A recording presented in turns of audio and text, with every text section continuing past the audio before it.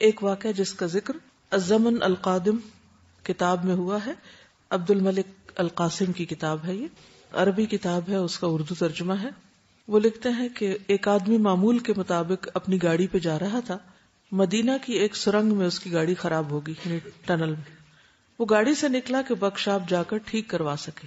وہ اپنی گاڑی کے پیچھے کھڑا ہو گیا وہیں ٹنل میں، تاکہ کسی سواری پر سوار ہو سکے۔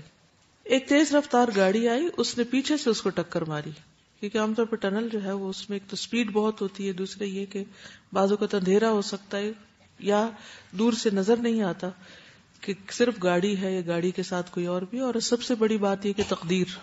تو پیچھے سے کسی نے آ کے اس کو مارا، اس کو سخت گہرے زخم آئے، وہ زخموں کی تاب نہ لا کر گر پڑا۔ سڑکوں پر نگران پولیس میں سے ایک کا کہنا ہے، میں اور میرا ساتھی آئے، یعنی جو پولیس پیٹرولنگ پولیس ہوتی ہے، اور ہم نے اسے اپنی سواری پہ سوار کیا۔ ہم اس کو اسپتال لے جانے لگے۔ یہ ایک نوعمر جوان تھا، ظاہری حلیے سے دیندار لگتا تھا۔ جب ہم نے اسے گاڑی میں ڈالا، ہم نے سنا وہ کچھ گنگنا رہا تھا۔ ہم جلدی میں تھے، اس کی بات نہ سمجھ سکے، مگر جب ہم گاڑی لے کر چل پڑے تو ہم نے واضح آواز سنی کہ وہ قرآن کی تلاوت کر رہا ہے، اور اس کی آواز بہت خوبصورت اور تر و تازہ تھی کہ ہم حیران رہ گئے۔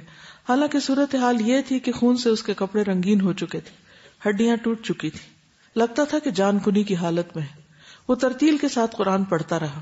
میں نے اپنی زندگی میں ایسی آواز نہ سنی تھی، یوں لگا کہ میرے جسم اور پسلیوں میں لرزہ طاری ہو گیا ہے، یعنی اس کی وہ تلاوت سن کے۔ اچانک اس کی آواز رک گئی۔ میں نے مڑ کر دیکھا تو کیا دیکھتا ہوں کہ اس نے شہادت کی انگلی اٹھائی ہوئی ہے اور کلمہ شہادت پڑھ رہا ہے۔ پھر اس کا سر جھک گیا۔ میں پیچھے کی طرف اچھلا، میں نے اس کا ہاتھ ٹٹولا، اس کے دل کی حرکت اور سانس کو چیک کیا، کچھ بھی باقی نہ تھا۔ وہ زندگی کی قید سے آزاد ہو چکا تھا۔ میں اس کو دیر تک دیکھتا رہا، میری آنکھوں سے آنسو بہ نکلے جو میں نے اپنے ساتھی سے چھپا لیے۔ میں نے اسے بتایا کہ یہ فوت ہو چکا ہے۔ میرا ساتھی زار و قطار رونے لگا۔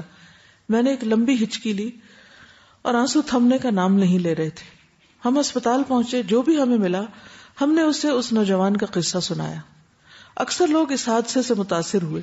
ایک آدمی نے یہ قصہ سنا تو آگے بڑھ کر اس نوجوان کی پیشانی کا بوسہ لیا۔ سب اس پر مصر تھے کہ ہم تب تک نہیں جائیں گے جب تک اس کے جنازے کا پتہ نہ چلے کہ اس کا جنازہ کب ہوگا، تاکہ ہم اس کی نماز جنازہ پڑھ کر ہی جائیں، حالانکہ وہ سب کے لیے ان نون تھا۔ ہسپتال کے ملازمین میں سے ایک نے اس کے گھر رابطہ کیا، آگے اس کا بھائی تھا۔ اس نے اپنے بھائی کے متعلق بتایا، یعنی جو بھائی زندہ تھا اس نے اس فوت شدہ بھائی کے بارے میں بتایا کہ ہر سوموار کو وہ گاؤں میں دادی کے پاس ملاقات کے لیے جاتا تھا، بیواؤں اور یتیموں کی دیکھ بھال کرتا تھا۔ پورا گاؤں اس کو جانتا تھا۔ وہ ان کو دینی کتابیں اور دینی کیسٹس دیتا تھا۔ وہ جب جاتا تو اس کی گاڑی چاولوں اور چینی سے بھری ہوئی ہوتی، وہ جا کر تقسیم کرتا، حتیٰ کہ وہ بچوں کی مٹھائی بھی نہیں بھولتا تھا کہ ان کو خوش کر سکے۔ جو بھی اس کو سفر کرنے سے روکتا وہ اس کو منع کر دیتا اور کہتا کہ میں لمبے سفر سے فائدہ اٹھاتا ہوں، یعنی میں گھبراتا نہیں، میں اس کو انجوائے کرتا ہوں۔ راستے میں قرآن حفظ کرتا ہوں اور اس کی دہرائی کرتا ہوں، دینی کیسٹس اور لیکچر سنتا ہوں، اور میں اللہ کے ہاں ثواب کی امید رکھتا ہوں کہ مجھے ہر قدم کا ثواب ملے گا، کیونکہ نیکی کے راستے میں جا رہا ہوں۔ اگلے دن مسجد نمازیوں سے بڑھ گئی۔ میں نے مسلمانوں کے بھاری مجمع کے ساتھ اس کا جنازہ پڑھا۔ نماز سے فارغ ہو کر اس کو قبرستان لے گئے۔ بالآخر ہم نے اس کو تنگ و تاریک قبر میں دفنا دیا۔ آخرت کے جہان کا اس کا یہ پہلا دن تھا، اور گویا کہ میرے لیے اس جہان کا بھی پہلا دن، کیونکہ میری بھی زندگی بدل چکی تھی۔ اس سے کیا پتہ چلتا ہے کہ تبلیغ صرف لیکچرز دینے کا نام نہیں ہوتا، ڈیپینڈ اس پہ کرتا ہے کہ ہم اس پر عمل کتنا کرتے ہیں، ہماری عملی زندگی کیسی ہے، ان باتوں کے مطابق جو ہم کرتے ہیں یا اس کے مخالف۔ اور یہی کسی شخص کے بہترین آثار ہو سکتے ہیں کہ مرنے کے بعد لوگ بغیر اس کو جانے اس کا جنازہ پڑھیں، اس کی نیکی سے متاثر ہو کر، حالانکہ وہ اس کو زیادہ نہیں جانتے تھے، بس یہ آخری وقت کا عمل، چھوٹا سا عمل، یہ عمل کی تبلیغ تھی۔ اللہ دلوں میں محبت ڈالتا ہے نا، کہ کوئی آپ کے لیے دعا کرے یا آپ کا جنازہ پڑھے یا آپ کے پیچھے آئے۔ اس وقت لوگوں کو اس سے کس چیز کی توقع تھی کہ کیا دے گا وہ ان کو مر کے؟ کچھ بھی نہیں۔ وہ اس کی محبت میں جا رہے تھے اس کے پیچھے، اور اس سے محبت کیوں تھی؟ کیونکہ وہ اللہ سے اور اللہ کی کتاب سے اور اللہ کے دین سے محبت کرتا تھا۔ اب جتنے بھی لوگ اس کی وفات کے اس واقعے سے متاثر ہو کر بدل گئے، اس کا اجر کس کو ملے گا؟ اسی کو ملے گا۔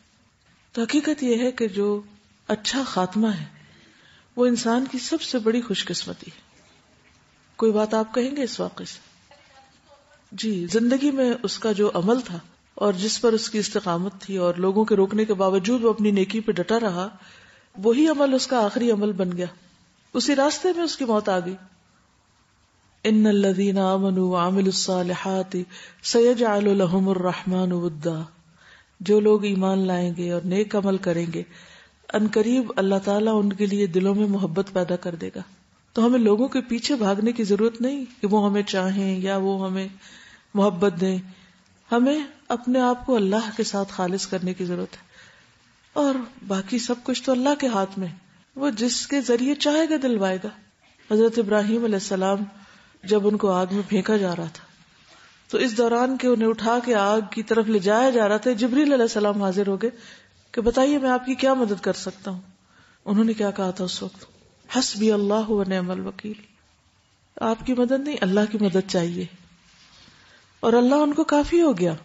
بندے تو خود محتاج ہیں، مخلوق تو خود محتاج ہے، لیکن اتنا توکل ہو اللہ پہ تو پھر ہم کہتے ہیں نا.